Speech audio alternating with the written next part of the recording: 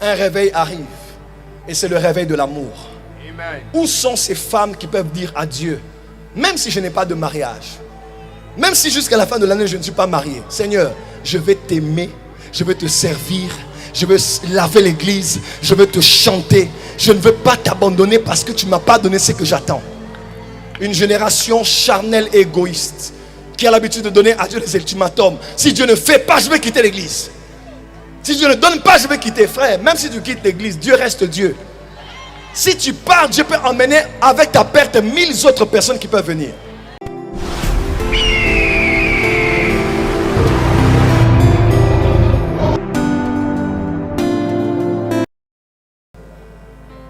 Et il m'a dit, tout ce que tu as vu comme la gloire, même une gloire que j'ai donnée aux hommes, ce n'est qu'une chaise en bois qui peut se casser lorsqu'un vent souffle dessus. Et il m'a dit, Joël, qu'est-ce que tu as vu? Où est-ce que tu as vu le Seigneur? Je lui ai dit, je l'ai vu dans une véranda. Il me dit, oui. Il me dit, le Seigneur n'est pas là où tu l'attendais. Le Seigneur est ici dans la simplicité. Et le Saint-Esprit m'a dit, clairement, comme je vous parle comme un homme parle à un homme, il m'a dit, Joël, le ministère, ce n'est pas le beau costume. Le ministère, ce ne sont pas les belles vestes. Le ministère, ce ne sont pas les belles voitures. Le ministère, ce n'est pas la gloire que tu as vue. Il m'a dit, le ministère, c'est d'être comme ton Seigneur. D'être humble et simple et d'aimer ton Seigneur. Et c'est ça qui garantira ton impact sur la terre, mais aussi pour l'éternité. Pourquoi? Parce que ce soit à Brazza, au Congo-Kinshasa ou ailleurs, est-ce que la gloire que Dieu donne est-elle mauvaise? Loin de là.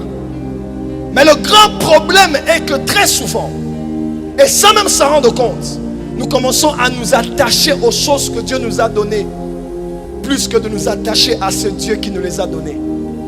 Nous commençons à nous attacher plus aux bijoux qu'aux bijoutiers, plus à l'eau qu'à la source, plus à la couture qu'au couturier, plus à l'onction qu'à celui qui est loin pour des siècles, le Messie, le Christos.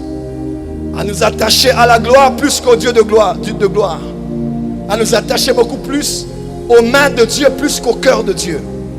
Voilà pourquoi un nouveau réveil arrive.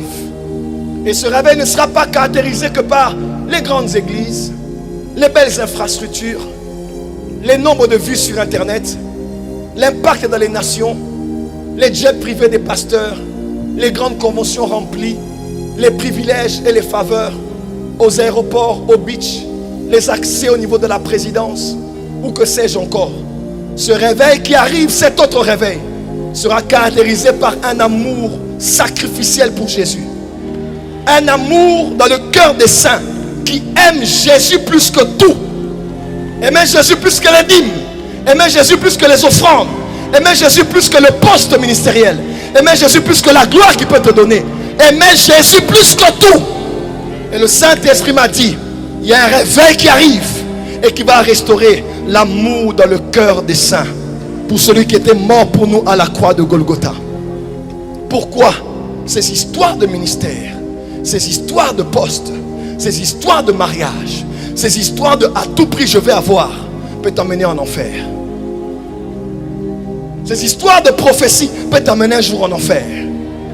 Il faut être prêt à tout pour Dieu, pas être prêt à tout pour être connu, prêt à tout pour les intérêts de Dieu, pas être prêt à tout pour être exposé. C'est Jésus qui doit être vu, c'est Jésus qui doit être acclamé, c'est Jésus qui doit être aimé, c'est Jésus qui doit être élevé, c'est Jésus qui doit être célébré. Est-ce que quelqu'un peut dire Jésus? Jésus! Plus fort, Jésus! Jésus! Est-ce que tu m'aimes? Est-ce que tu m'aimes? Il a dit à l'église d'Éphèse, je vais aller en clôturant. Il a dit à l'église d'Éphèse, je connais tes œuvres, je connais ton amour, je connais ta persévérance. Je sais que tu n'as pas supporté ce qui est mal, mais ce que j'ai contre toi, c'est que tu as abandonné ton premier amour. Donc il est possible de servir Dieu, il est possible de faire des œuvres pour Dieu, il est possible de ne pas supporter même la présence des païens, d'être tellement saint que tu condamnes et juges tout ce qui se passe de mal dans l'église et dans le monde. Mais Dieu dit que tu ne m'aimes plus. Parce que l'amour a baissé. Et ce n'est plus comme l'amour que l'on avait avant. Mes frères et sœurs, nous sommes venus jusqu'ici à Brazzaville pour vous dire, un réveil arrive. Et c'est le réveil de l'amour.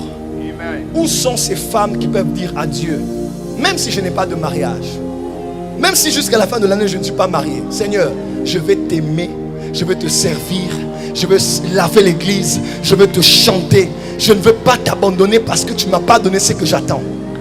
Une génération charnelle et égoïste qui a l'habitude de donner à Dieu des ultimatums. Si Dieu ne fait pas, je vais quitter l'église. Si Dieu ne donne pas, je vais quitter. Frère, même si tu quittes l'église, Dieu reste Dieu. Si tu pars, Dieu peut emmener avec ta perte 1000 autres personnes qui peuvent venir. Oh, dis amen fort que je t'entende. Amen. Dis amen fort que je t'entende. Amen. Ce n'est pas Dieu qui a besoin de toi, mais c'est toi qui as besoin de Dieu. Tu ne peux pas mettre à Dieu les conditions. Comme je suis allé au programme là, si tu ne fais pas, moi en tout cas je quitte l'église. Et si Dieu ne fait pas? Ici est la soirée des adorateurs. Ici est la soirée des amoureux de Dieu. Amen. Seigneur, tu fais. Si tu fais, gloire à toi. Si tu ne fais pas, gloire à toi. Mais je sais que tu as fait. Parce que tout ce que tu fais n'est pas forcément physique. Tu peux l'avoir fait, mais c'est spirituel. Et je sais que dans quelques jours, ce que tu m'as donné à la croisade, je vais le voir s'accomplir dans ma vie. Amen.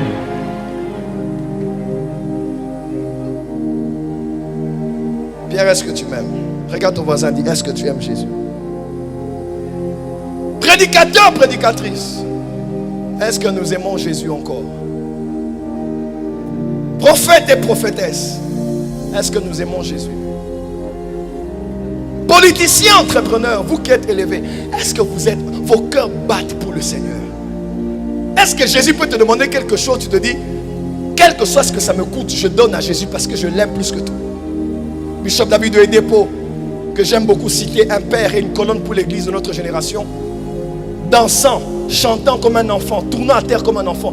On a posé la question, mais quel est le secret de ton ministère? Il a dit, vous ne comprendrez pas mon secret jusqu'à ce que vous saurez combien mon cœur bat pour Dieu. C'est parce que j'aime Dieu que Dieu m'a fait la grâce de m'accorder tout ce que j'ai. Il était écrit dans la parole de Dieu, fais de l'Éternel et il te donnera.